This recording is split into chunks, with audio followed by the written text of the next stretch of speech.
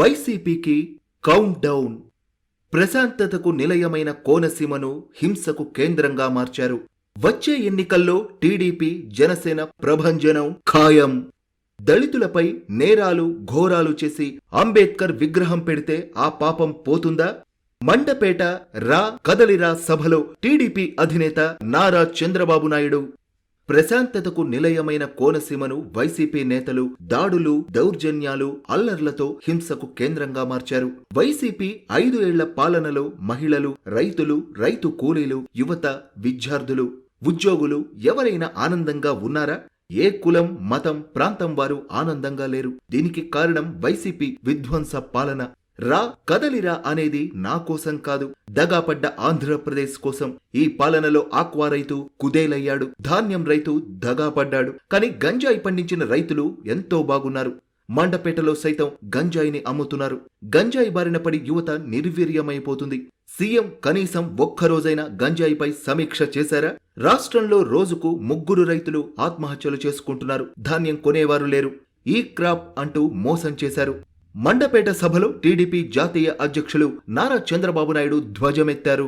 ప్రశాంతతకు నిలయమైన కోనసీమను YCP నేతలు దాడులు, దౌర్జన్యాలు, అల్లర్లతో హింసకు కేంద్రంగా మార్చారని, వైసీపీ పాలనకు కౌంట్ డౌన్ ప్రారంభమైందని టీడీపీ జాతీయ అధ్యక్షులు నారా చంద్రబాబు నాయుడు ధ్వజమెత్తారు. అంబేద్కర్ కోనసీమ జిల్లాలోని మండపేటలో నిర్వహించిన రా కదలిరా బహిరంగ సభలో చంద్రబాబు నాయుడు మాట్లాడుతూ, అల్లర్లు జరిగి ఇక్కడ వారం రోజుల పాటు ఇంటర్నెట్ కట్ చేశారంటే పరిస్థితి ఎలా ఉందో చూడండి. రౌడీయిజంతో కోనసీమను మరో పులివెందులుగా మారుద్దామనుకుంటున్నారా? అది మాత్రం జరగనివ్వను. అకాల వర్షాలు, తుఫాన్, కరువుతో రైతులు అతలాకుతలమవుతున్నారు. అయినా జగన్ రెడ్డి పట్టించుకున్న పాపాన పోలేదు. పంట కాలువల్లో పూడిక తీయడం చేతగాక చేతికొచ్చిన పంటలను కాస్త ముంచారు. టీడీపీ హయాంలో 64,000 కోట్ల రూపాయల సాగునీటి ప్రాజెక్టులకు ఖర్చు చేశాం. పోలవరం 72% పూర్తి చేశాం. టీడీపీ హయాంలో దేశంలో నెంబర్ 1 స్థానంలో ఉన్న ఆక్వా రంగం నేడు కుదేలైంది. మందులు, ఫీడ్ అన్ని ధరలు పెరిగాయి. ఆక్వా రంగాన్ని ఆదుకుంటాం. 1.5 రూపాయలకే యూనిట్ కరెంటు ఇస్తాం. 200 ఉన్న పింఛన్ని 2,000 చేశాం. 3,000 పింఛన్పై జగన్ రెడ్డి మాట తప్పి కేవలం 250 రూపాయలు మాత్రమే పెంచి మోసం చేశారు. అన్న క్యాంటీన్, క్రిస్మస్, రంజాన్, సంక్రాంతి కానుకలు, చంద్రన్న బీమా, ఎన్టీఆర్ విదేశీ విద్య వంటి 100 పథకాలు రద్దు చేశారు. సంపద సృష్టించి ఆ ఆదాయాన్ని అభివృద్ధి సంక్షేమంపై ఖర్చు పెడతాం. కానీ జగన్ రెడ్డికి సంపద సృష్టించడం మాత్రం చేత కాదు. పేదలను పేదరికం నుంచి పైకి తీసుకొస్తాం. 60 రూపాయల క్వార్టర్ మద్యం బాటిల్ 200 రూపాయలకి అమ్ముతున్నారు. నాసిరకం మద్యం తాగి 35 లక్షల మంది ఆరోగ్యం పాడైంది. 35,000 మంది ప్రాణాలు కోల్పోయారు. నాడు కరెంటు ఛార్జీలు పెంచను అన్న జగన్ రెడ్డి 5 ఏళ్లలో 9 పర్యాయాలు కరెంటు ఛార్జీలు పెంచారు. వైసీపీ పాలనలో నష్టపోని వర్గం లేదు. బీసీలకు ఏడాదికి 15,000 కోట్ల రూపాయల చొప్పున 5 ఏళ్లలో 75,000 కోట్ల రూపాయలు ఖర్చు చేస్తామన్నారు. ఒక్క రూపాయి అయినా ఖర్చు చేశారా?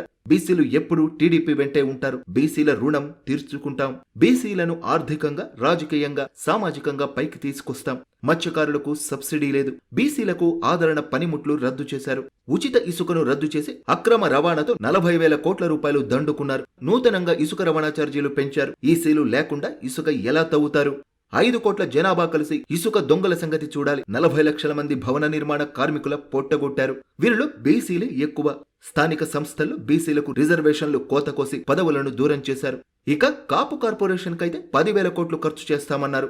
కనీసం 10 రూపాయలైనా ఖర్చు చేశాడా? కాపు మంత్రుల చేత నాపై, పవన్ పై బూతులు తిట్టిస్తున్నారు. సామాజిక న్యాయం అంటున్నాడు. 90 మంది ఎమ్మెల్యేలను మార్చుతాడంట. తన తప్పుల్ని ఎమ్మెల్యేలపై నెడితే తాను చేసిన తప్పులు అన్నీ పోతాయా? మండపేటలో రెడ్లు ఎక్కువ. ఎంతమంది రెడ్లకు న్యాయం జరిగింది? కాంట్రాక్టర్లకు 90,000 కోట్ల రూపాయల బిల్లులు నిలిపేయడంతో 43 మంది ఆత్మహత్యలకు పాల్పడ్డారు. రైస్ మిల్లర్స్, పౌల్ట్రీ ఫామ్ రైతులు, చిరువడ్డీ వ్యాపారులు ఇలా అందరూ నష్టపోయారు. జగన్ పాలనలో అందరూ బాధితులే. అందరం కలిసి వైసీపీని కూకటి వేళ్లతో పెకిలించి బంగాళాఖాతంలో కలిపేయాలి. వైసీపీలో 68 మంది ఇన్ఛార్జీలను మార్చారు. వారిలో 46 మంది ఎస్సీ, ఎస్టీ, బీసీలే. మీ ఊళ్ళో చెత్త కాస్త తీసి పక్క ఊర్లో వేస్తే బంగారం అవుతుందా అని చంద్రబాబు ఘాటుగానే స్పందించారు. బాబాయిని ఎవరు చంపారో సమాధానం చెప్పే ధైర్యం ముఖ్యమంత్రికి ఉందా? దళితులకు ఏదో చేసినట్టు గొప్పలు చెప్పుకుంటున్నారు. దళితులకు న్యాయం చేసిన పార్టీ టీడీపీ మాత్రమే. ఉమ్మడి రాష్ట్రంలో జస్టిస్ పున్నయ్య కమిషన్ వేసి 12 జీవోలు తెచ్చి దళితులకు న్యాయం చేశాం. 188 మంది హత్యకు గురయ్యారు. మాస్క్ అడిగిన పాపానికి డాక్టర్ సుధాకర్ని పిచ్చోడిని చేసి చంపారు. ఏ తప్పు చేయని కోడికత్తి శ్రీను 5 ఏళ్ల నుంచి జైల్లో ఉన్నాడు. బాబాయిని చంపిన అవినాష్ రెడ్డి మాత్రం బయట తిరుగుతున్నాడు. ఇన్ని ఘోరాలు చేసి అంబేద్కర్ విగ్రహం పెడితే ఆ పాపం పోతుందా? అంబేద్కర్ విగ్రహం తాకే అర్హత కూడా జగన్ రెడ్డికి లేదు. ఇక రాష్ట్రంలో రోడ్లు ఎక్కడైనా బాగున్నాయా? రాష్ట్రంలో అసలు ప్రభుత్వం ఉందా? అన్ని వ్యవస్థలను విచ్ఛిన్నం చేశారు. వ్యవసాయ శాఖను కాస్త మూసేశారు. R&B అసలు లేదు. ఇరిగేషన్ అసలు పనిచేయడం లేదు. ఇంగ్లీష్ మీడియం తప్పు కాదు, కానీ నాలెడ్జ్ ఇంగ్లీష్తో రాదు, మాతృభాషలోనే వస్తుంది. ఆడబిడ్డ నిధి కింద ఇంట్లో ఎంతమంది మహిళలుంటే వారికి నెలకు 1500 ఇస్తాం. తల్లికి వందనం కింద ఇంట్లో ఎంతమంది విద్యార్థులున్నా ఒక్కొక్కరికి ఏడాదికి 15,000 రూపాయలు అందిస్తాం. ఏడాదికి 3 గ్యాస్ సిలిండర్లు ఉచితంగా ఇస్తాం. ఆర్టీసీ బస్సుల్లో మహిళలకు ఉచిత ప్రయాణం.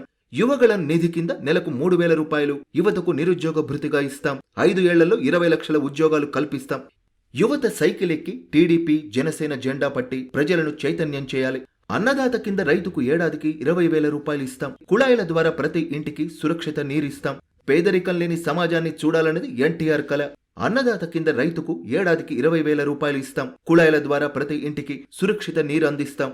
పేదరికం లేని సమాజాన్ని చూడాలన్నది ఎన్టీఆర్ కల. దాన్ని నిజం చేస్తాం. కుటుంబ వికాసం, జన్మభూమి స్ఫూర్తితో పేదల్ని ధనికులుగా చేస్తాం. దీనికి మీ అందరి సహకారం కావాలి. మండపేట వైసీపీ ఇన్ఛార్జ్ చాలా తెలివైనవాడు.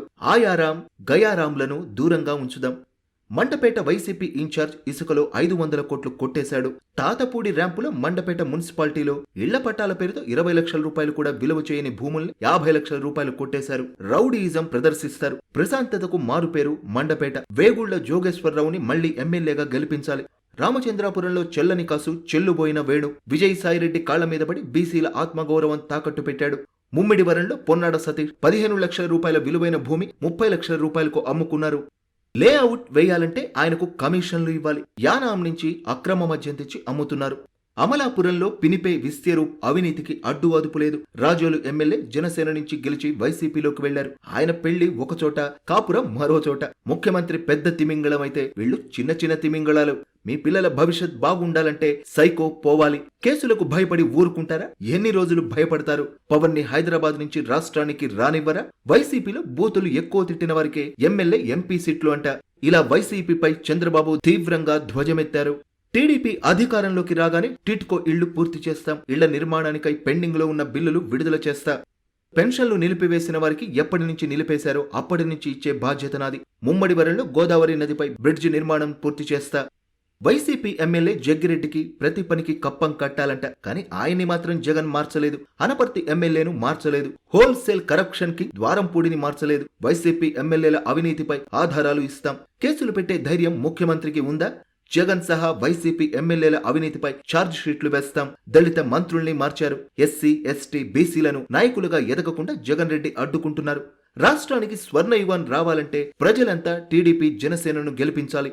అందుకు ప్రతి ఒక్కరూ ముందుకు రావాలి. మీ అందరి రుణం తీర్చుకుంటారని చంద్రబాబు నాయుడు అన్నారు.